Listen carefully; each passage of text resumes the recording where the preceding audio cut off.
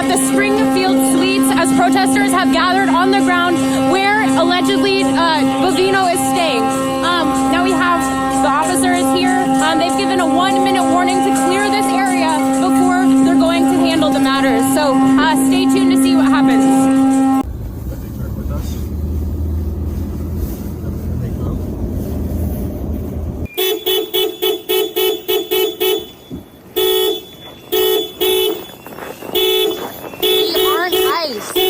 We are not ice. We're not ice. Because you're fucking ice. We're not ice. I'm showing my face. I'm not. We've come to you. We're not ice. Yeah, they've been following us for over an hour. We're not ice. They've been over at the protest by the We're just letting them know, and they. Not ice. Not in a nice vehicle, right? No. Right. Right. Get in your truck and get the out. Why? Because you need to go. Confirmed ice. Get the Confirmed ice through who? We're American citizens. We're not ice. These are the people that you're abducting. Get out. Why are you filming us? Please go. Because they've been following us for over an hour. Why are you guys here? What are you here doing? Where do you live? Where are you from? The protest is public property. What are you talking about? Did you come in that car right there? Yeah, this truck. And they're saying we're popping up in an ICE database. Well, then you're in it. We're not. What's the database? Get the fuck out of here, then. Do we look like ice now? No ice. Nothing on me. Prove it. We're not ice. I don't know what it is. Let me see your IDs of where you live. No, they've been following us. That's why we got out and confronted them. Great. You think that's okay? Yeah. You're not welcome. 100%. Please Okay. I'm curious You about. our neighborhood? Yes. 100%. Yes. I'm curious, I guess, how you get into an ICE database. We're not ice. Okay, thank you. So you're messing it up. Everybody, if you've seen what's been going on in Minneapolis, the absurdity of what you've been seeing, and there's a few people out there on the ground. You've seen some stuff from Cam Higsby. I don't know if I can call her his partner, but Hailey West is one of the people that you just saw in that video with the nut jobs that were surrounding her, and I believe Cam was in the truck as well. Let's just get right to this. How are you doing, Hailey? I'm doing great, Barry. Thanks so much for having me on. Before we begin, what's your background? You're an independent journalist. Are you attached to like TPUSA or Frontline or any of these guys, or are you just truly an independent journalist? Yeah, currently it's just me. I started kind of in this sphere about 6 months ago, still relatively new. But yeah, it's just me on the ground out there. And luckily I've been able to, join teams of journalists and, work on the ground with others, not just by myself, especially in situations like these. So you just started like 6 months ago and you just jumped into the fire? I jumped right into it.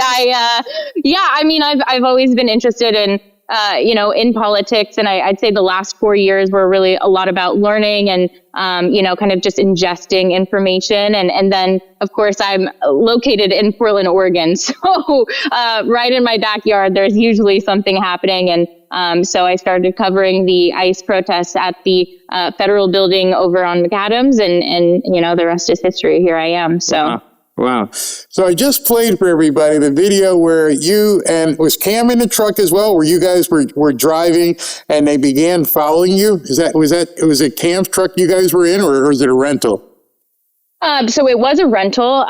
We had about 5 journalists were in that vehicle with us. Cam was in the front passenger seat as he had the signal chats open, and we were listening in on those at that point in time. And then there are 3 in the back, and then BC Preacher, another great journalist. Shout out to him. He was the one driving that vehicle. Well, first, I'd like to congratulate that you went from an independent journalist to a confirmed ICE agent in a matter of months. Congratulations. Thank you. Why did these idiots somehow think that you guys were ICE agents? That's a great question, Barry.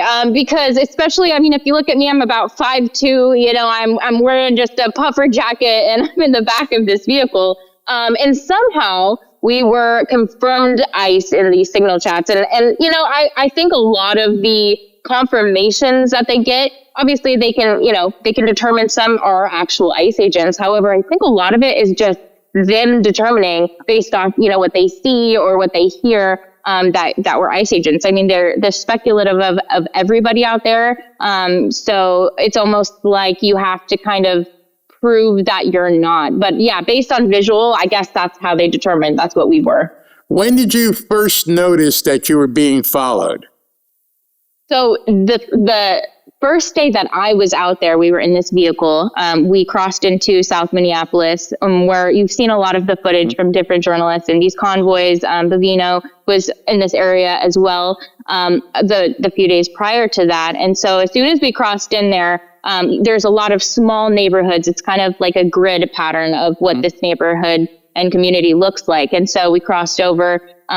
We drove past a car crash that had occurred, and then that's when we started noticing these vehicles started to kind of accumulate behind us. And then listening into these signal chat groups, we were able to hear them call out the Ford F-150 we were in and the license plate. And then we knew at that point for sure that we were confirmed in their, by their spotters. Yeah. That's crazy. So this network, I watched your videos and I recently had the Data Republican on, and she was showing me a lot of this stuff, and obviously all the stuff that Cam and you have put out there. It seems quite sophisticated. Do you know how it was developed or when it was developed? Excuse me. That is, Cam is the one who's really broken the story and knows the nitty gritty and all the details. I'm not too sure of, these things have been going on for a very long time. Like these groups and the chats themselves are nothing new. However, as far as like this specific signal chat, I don't know when it came to be, but I do know it's very, very organized. It's very, very intricate. And they have every step of it planned out. And I mean, we saw that play out, just in the 3 weeks that we were there. So, I was only there for about 5 days, but that the others were there as well. So yeah, it's insane.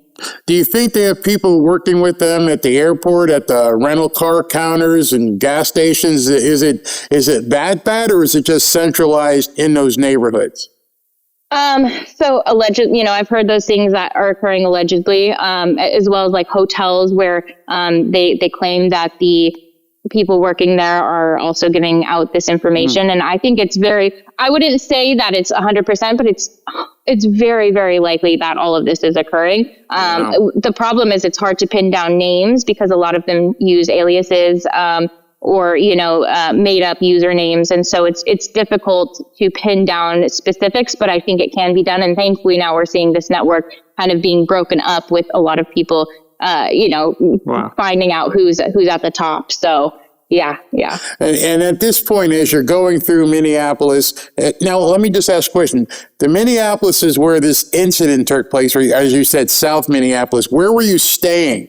Did you have to stay in a completely different area? Yeah. We stayed about, I'd say 20 minutes, probably 20 minutes outside of this area. I believe it was still considered Minneapolis, but way outside because, once they track your vehicle, they'll follow you. I mean, we had to, this was a second incident that occurred. There was only 3 of us in the vehicle. But basically we weren't even out there for, journalism. We were driving, we'd gotten food, in the same area closer to downtown at this point in time. And we started being followed, and we were in a different rental vehicle because we no longer could drive that Ford F-150 because we were already in the system. So we had to drive a different rental vehicle, and we got, basically tracked again. One of the guys that I was with got out, confronted her, and said, "We're journalists." He showed him her press passions, and was just proving that we are not ICE agents. But it doesn't matter. Once they have any kind of suspicion of you, you're in that system and your vehicle is therefore compromised. Wow. I mean, at this point, being in Minneapolis must have felt like you were in another country. But even where I've traveled, other countries aren't this bad. What did it feel like? Did it feel like you were in a communist country? I think at points it felt more like a war zone, especially when you have like federal agents out everywhere, tear gas, which, isn't abnormal or uncommon in these type of situations. But yeah, I think where that almost like foreign feeling comes from is that it's everywhere in Minnesota. Wow. It is a massive, area of this city that you go into a restaurant and they're harboring these people. They're basically saying, come in, take whatever you want, free water, free food. They'll like prop the door. There was one where like, it was like a grocery store. And about 2 blocks away, you had this like war zone going on where agents were trying to keep back protesters. But then you had this like slightly opened doorway to a grocery store that looked closed from the outside, but they had them coming in and out, and that's where they were trying to flee from any of the tear gas and just getting offered. I mean, they offered a couple of the guys we were with to come in because they didn't know who they were at that point, to come in, gave them everything that they needed. And, it's just a very strange feeling. But, no matter where you go, what streets you're on, you're going to see, spray painted things or, everything is anti-ICE, it feels like, in that area. So, yeah. Minneapolis is a city of about 450,000 people or so. How much of the population just of Minneapolis is involved in this? Because, when you see a couple of hundred people, like they had the big rally that was like 10 or 15,000, but those people weren't from Minneapolis. How many people in the actual Minneapolis area are involved in this, would you guess?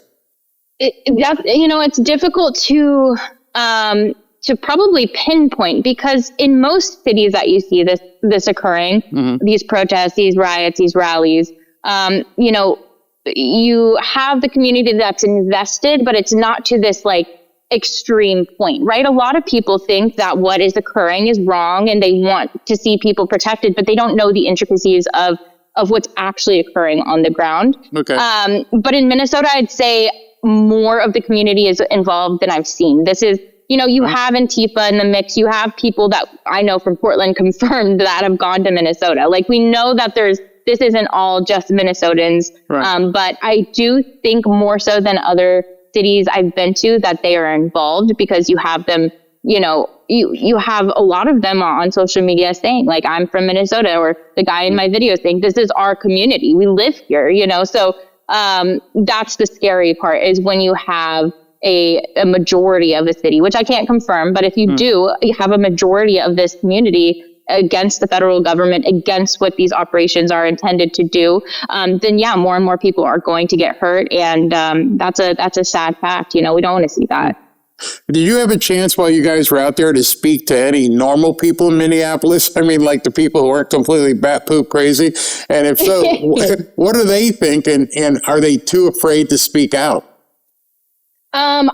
So just due to the danger and the safety issues of where we were, most of the time we weren't able to get interviews or, show who we were. We kind of had to blend in, with the crowd. But at the Whipple Federal Building, I was able to speak with a gentleman, a Minnesotan, who was just out there, supporting. He wasn't antagonistic or doing anything to impede operations. He was just out there. And I did about a 4-minute interview with him. And he basically just said, like, I agree with some of these things, but, we're glad National Guard is coming in, sent by Governor Walz. But I think just the average person, they think with their heart, they're more sympathetic, they think emotionally. And so when they see these, what they deem as brutal acts occurring, then they sway that way versus, if you're, again, out there and seeing what's actually occurring, that might that's why we're out there, is to show what's actually happening once those incidents have kind of faded away and you have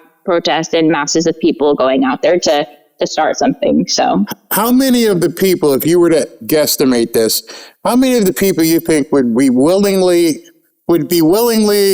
go forward with doing some serious violence? I mean, making noise and breaking windows and spray painting stuff is one thing, but it takes a whole different type of person to want to actually engage with a law enforcement officer in a violent manner. How many are there? A lot of them that would indeed put their lives on the line? I think it's a small percentage, a very small percentage, but I think the overarching goal of this network is to kind of train people to think worst case scenario. They train them for every possible interaction, whether, oh, they're taking a mom and her baby, or, oh, they're taking a man. They train you to prepare for whatever the incident might be that pops up, and then how to react to those things. And so once you start training people and radicalizing people, like, that number is going to uptick for sure. And I think that we're living in such a time where people they are truly, like, these narratives are making them live in fear and anger. And they think that, you know, with the terminology we hear of Nazis or white supremacists or all of these things that a lot of us have been called, and especially the agents out there, like, it's very scary rhetoric that we hear. And it's not just coming from the, like, leaders of the resist DAP or the resist groups or the anti-ICE groups. This is coming from politicians.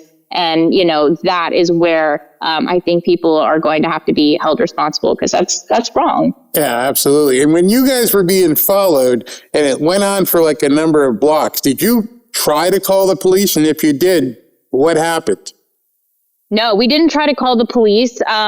From experience, like, that would have taken probably a long time. So basically what we ended up doing, we did try to lose them. We did a U-turn. We tried to get out of the neighborhood. With the second incident, we literally had to go onto the freeway and, like, zoom out because they were trying to continue to follow us. But no, that's why, you know, at that point we had 5 people. We just stepped out of the vehicle and approached the car of these 2 women that were, you know, blowing whistles and had been tracking us for over an hour. And, you know, and then that's where you see all these people coming from a protest nearby and confronting us back. And yeah, it was just a mess. That's where they asked for our IDs and, you know, things like that. I'm like, what are we doing here? What world are we living? I saw the guy in the orange hat and he comes charging up, and I'm thinking to myself, I don't know. And I'm not going to ask you if you or Cam were armed, but they might get something they don't want. I mean, they're charging after people. You have every right at that point to defend yourself. And I don't think these people understand the repercussions they could, you know, face. If not in that area, if they try in different areas, they're not going to go home. So, I mean, it's absolutely insane because he was so aggressive. He was swearing at you. And I was thinking, okay, so they're following you and they're trying to see where you're going. What would they have done if they found out what hotel you were staying at? Just make noise or try to break into your room? I can't even imagine. Did you guys think about what they would do? Yeah. Oh, yeah. I mean, we had plan A, plan B on, you know, what to do in what situation. I mean, you literally go out there and you have to come together if one of us gets hurt or if one of us gets separated. Like, you have to make all of these plans in advance because of the true danger. Like, it seems, you know, maybe just talking to the average person, they may be like, oh, you're blowing this out of proportion. But no, like, there is true danger. And we've seen that in the footage of, like, you know, what happened to Nick and Cam being surrounded. You know, it's not a game. And I think when you're in a mass group, it can be, they feel power, right? Like, they feel like nothing can touch them. If, you know, versus like, if there's only a few of us on the ground, like, it's free reign at that point, basically. So the danger is real. If, you know, you are out there, you have to make contingency plans and be very wise about trying to blend in. But I mean, day 1 or day 2, we'd already, you know, your docs, they put what you're wearing. They say, you know, not to engage, and they call you all kinds of labels. And so, yeah, you just have to kind of be aware of your surroundings at all times and that you're not being followed. You know, you, Cam, the other people you mentioned, Nick, Shirley, all independent journalists. Where are the so-called network journalists? Are they out there? What do you mean by network journalists? The CNNs of the world, the MSNBCs. Yeah, that's a great question. Something common that I've seen, not just in Minnesota, but most like Portland or Seattle, you'll see them come out you know, during the day when they have the little inflatables and they're doing like a little seance in front of the federal building. It's very calm, you know, it's a picture perfect moment. But then as soon as nightfall comes, you have Antifa coming out and, you know, that's where the real danger arises. That's where all of these incidents typically occur. And they're nowhere to be found. And that's a huge problem. That's why you have so many citizen journalists rising up and saying, you know, whether they're left or right or center, you know, they're going out there because we're seeing it's so problematic that mainstream media is failing to do their job, and you're having people that are in their 20s or even younger going out there and saying, no, this is what actually happened, and challenging their narratives. So you're on the ground with the group of people you're with, and you've been able to engage with them. You've been able to talk to some of them, maybe. What the hell do they really want? I mean, ICE leaving, is that all they want? Is that their demand? That's it? And then they'd all, because I think Jacob Fry has said, if you guys go away, everybody else goes away. Is that true, do you think? I think that, if that was true, and if that was the case, then we wouldn't see protests anymore, because it would have ended with maybe BLM or Free Palestine or, no kings. So to me, it seems like the common denominator isn't the actual issue they bring to the table at that point in time. It seems like the issue is that Donald Trump is in office. If that's the common denominator, they hate him, and they hate whatever, we had mass deportations under President Obama. Yeah. We had, it's ridiculous that a lot of these things and that were enforced, and the money that was given to ICE agents to do their job, a lot of that occurred under, Obama. And now Trump is doing a lot of the same things. And that's where they have a problem with it, because it's not what's being done, but who's doing it.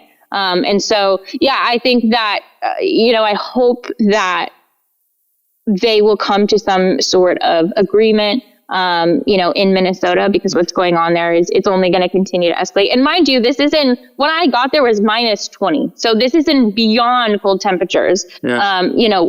Imagine what the summer weather will bring. And that's a scary thought.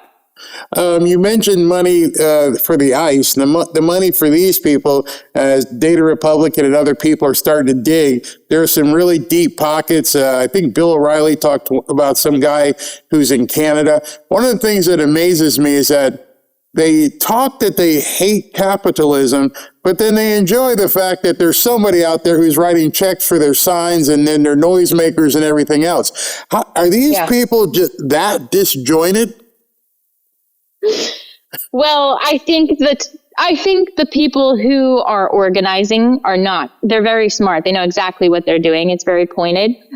However, when you have most people are sheep, right? Most people want to be led. They want to be told what to do. And especially if you live emotionally and you live by what feels good or feels right, then you're probably going to lean more on the left, and you're probably going to say, well, I saw a little baby getting snatched up by a man and with weapons. That's unbelievable, because people fail to do their own research. They fail to look at the parts that nobody wants to look at, the money, where funding is coming from, the numbers, the statistics. People don't want to look inward. They just want to be told. And so that's why you have a lot of these people that are just, it seems like they're insane. And I think some of them are, but, it happens on the right as well. And we can't just believe what we're told by whatever news, network. We have to do the work. And that's why I think being on the ground opens your eyes so much, because you see falsehoods on both sides. When you watch the news the next morning, you're saying, well, that didn't happen, but that didn't happen. It's like, this is what really happened. And I hope that continued footage of what's happening will begin to open people's eyes. But then you also see situations where we all watch the same shooting and still the narratives are completely different. Even after watching the same 30-second video, how can we be so different? Right. How long do you think, you mentioned the summer and the spring and when it gets warmer, how long do you think these people can continue this? Just having this kind of adrenaline and drive to just keep protesting, it's got to take a toll on somebody. Do you think they have the numbers to continue this during the summer, or they're going to have to bring in more recruits? They're always bringing in more recruits. I've seen it. At a recent protest in Portland, I actually saw a woman that I saw about 4 months ago. She's now leading and speaking at a protest, when the day that I met her, it was her first time being out at the ICE facility. They basically are grooming these people into being leaders, being advocates, being voices. But I do believe that it comes in waves. So that's what we've typically seen. It'll be an uprising, and then you'll hear it'll be calm for a bit. And then the next incident, whatever it might be, ice related or not, they'll use that as more fuel to start another movement. And so, I think the next 3 years are going to be very long ones. And I think we live in a news cycle where we forget very quickly, but there's so much being that we're taking in that where everybody's pretty emotional almost every day. You wake up and it's like, oh, we're angry again, so. Many of us have thought and surmised the fact that these people must be getting paid, but have you guys been able to confirm that they are indeed getting paid? And, are they making money from this? It's occurring. No doubt about that. You see, there's names that have been thrown around that we can all say, yeah, they're probably funding this. Now, the trail to prove that is a long one, and people are working on it. One day I think that will unravel. But the scary part, I think, is a lot of these people are out there because they truly believe in what they're doing. They're not just being paid. They're not being funded. You see a lot of them wearing the green jackets or the yellow jackets, and those ones are being paid. They're there. You'll see a lot of them around the nation. Different protests. Those ones, I'd say, sure, they're getting paid. That's their profession, professional protester or whatever. But most of them, no, they're out there for what they believe is a cause. It's anarchy, and they're doing it for free. So, I'd say a majority of them. How are they living? I mean, you got to eat, you got to put clothes on, you got to pay rent. How the hell are these people living and going out to protest every other day? That's a great question. That's probably a story in itself. Hey, I'm not here to argue with you. How are you doing this? I mean, I saw today they announced that they were having this thing where nobody goes to work, nobody goes to school, nobody shops. And I'm thinking, well, you mean like every other day? What's new? It's like we're just I just thought that was insane. Oh my God. No, you're totally right. I mean, you will see a percentage of the people are maybe homeless or have mental disabilities. That's a very common thing where they'll almost bring them in like we're a family, and you can trust us. We'll help you. We'll get you food. In Portland, there was an encampment for multiple months. People were living there. There was a fire. It was there's food everywhere, everything you could possibly need. So a lot of them bring them in that way.